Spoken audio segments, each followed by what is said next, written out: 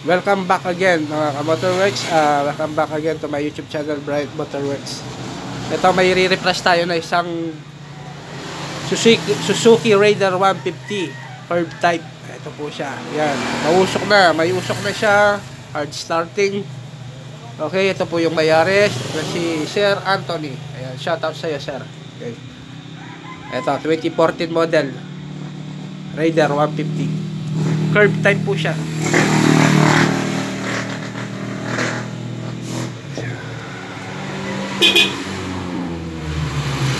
Okay guys, ayan, tinanggalan ko siya ng flarings sa taas tsaka sa side. Tapos magtatanggal tayo ng pipe, yung tambucho nya, oil cooler. Tapos yung tubo doon sa kanyang pakyat, pakyat na langis, yung sa kanyang oil pump, yung tubo. Tapos yung curve, yun, ganun lang. Tapos papaklasin na natin. Take notes mga guys, kailangan naka-top dead center bago tayo magbaklas. Okay guys, yan step by step. Nagkalas tayo ng tambucho, Allen wrench bolt. Tapos yung kanyang oil cooler, ayan, kinalas ko na rin. Tapos yung sa kanyang tubo, pakyat na langis, yung kanyang oil pump, ayan, tinanggal ko. Tapos yung sa curve, ito, dinuwagan ko na para mabunot na natin yung kanyang curve. Okay, ganyan lang po. Tapos yung kanyang head cover, Allen's po yan. Okay guys, magtatap din tayo dito.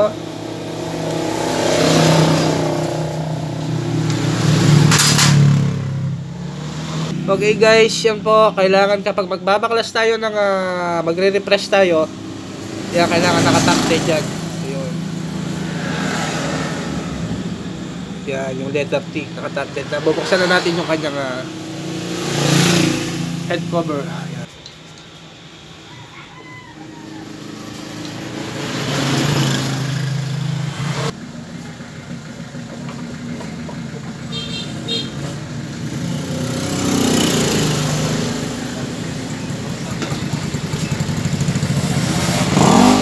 Okay guys, magkakalas tayo ng cam cover dito, tsaka yung chin guide, no?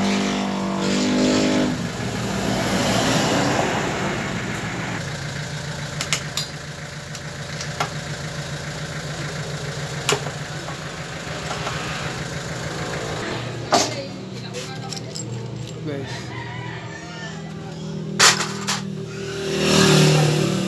dito wala naman po tayo paligaw dito sa kanyang mga cam holder.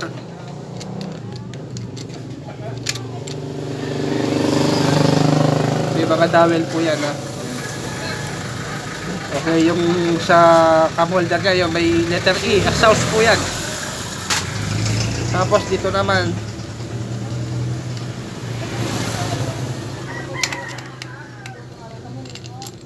yan, sa intake, ayun, makita mo may letter I, ayun siya. Ibig sabihin, intake po to. May mga dowel po yan Ganun po tayo. Okay guys, yan, naka-top po tayo. Naka-letter T tayo dito. Ayun. Yan, letter T yan. Tapos dito, yung araw ng ating mga cam gear, ayun, nakapag ano sila, magkabila. Okay? Yan. Tapos dito, 16 teeth dapat yan. Ito dito sa number 2 na araw. 1, 2, 3, 4, 5, 6, 7, 8, 9, 10, 11, 12, 13, 14, 15, 16. Ayun, hanggang dito. Yan, nakatap na po yan.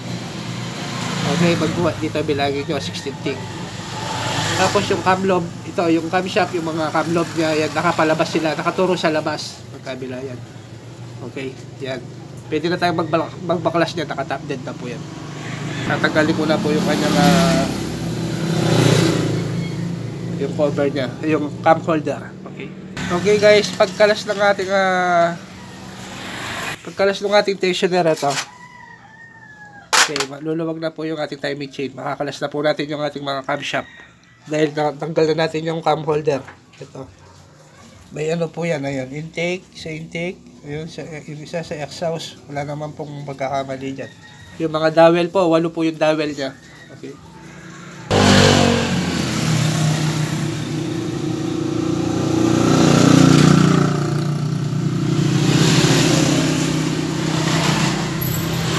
magkakalas na po ako ng stud 12mm, apat po yun at 5 dito yung kanyang nut.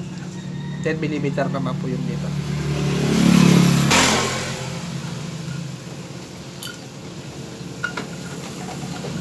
Ay.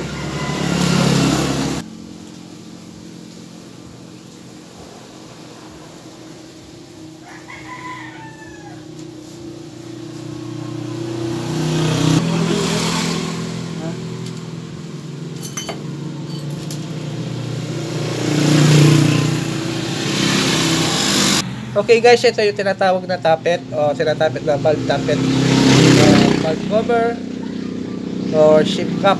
Okay, so yung kanyang shim, ayun sa loob. So, mas makapal po yung shim ng exhaust kaysa sa intake. Mas manipis yung sa intake, yung shim valve, mas makapal yung exhaust. Okay, bawal po pagkakabalantaran to ha. Okay guys, yan. Singaw na po yung kanyang mga valve seal at barbula. Mag-asit na tayo ng barbula dyan. Okay guys, yan. Kapag mag-asit na kayo ng barbula, lagyan nyo ng number yung pariton para yung tinanggal nyo na mga shim valve or mga barbula ay ito nyo ilalagay para hindi kayo malito. Okay? Yan. Guide po yan mga ka-motorworks. Okay?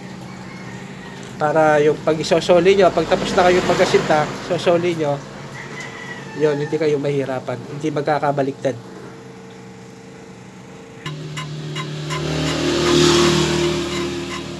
Okay guys, ito po yung ating mga valve seal na ilalagay na apat po yan. Yan, hindi ko na po ipapakita paano ilalagay, madali lang po yun. Lagyan nyo na lagi yung valve seal para hindi mahirap ilagay sa valve guide.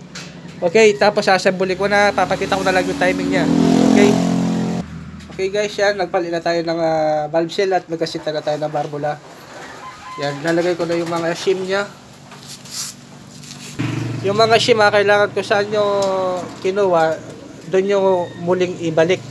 Okay, huwag nyo pagbabaliktarin mga kamotors. Okay guys.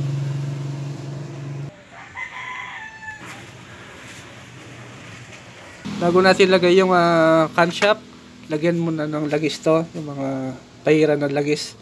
Yung paglalapatan ng camshaft. Okay guys, yan, naka-timing na po siya. Ayun yung isang araw natin, ayun. Nakapaganon, tapos yung sa kabila, sa intake, ayun naman, nakapaganon siya. Okay, tapos magmula dito, yung araw dito, hanggang dito, kailangan 16 yan. 16 teeth yan. Okay, tapos na kailangan naka-top dead center siya. Yan, okay. Okay guys, got valve clearance, 0.10mm. Sa intake. Yan. Okay. Yan. Sa exhaust naman po, 0.20. Standard yan, ha. Yan. Okay. Kabila. Yan. Pasok. Pasok. Okay. 0.10 intake. 0.20 exhaust. Okay. Okay. Yan po. Start na po natin siya. Sige. Okay. Okay guys, ito yung re-press natin. Raider 150. Yan. Palit po tayo ng piston ring, valve seal at nagasita tayo ng barbula. Okay guys. Okay, hanggang dito na lamang. Shoutout sa inyo lahat. Okay.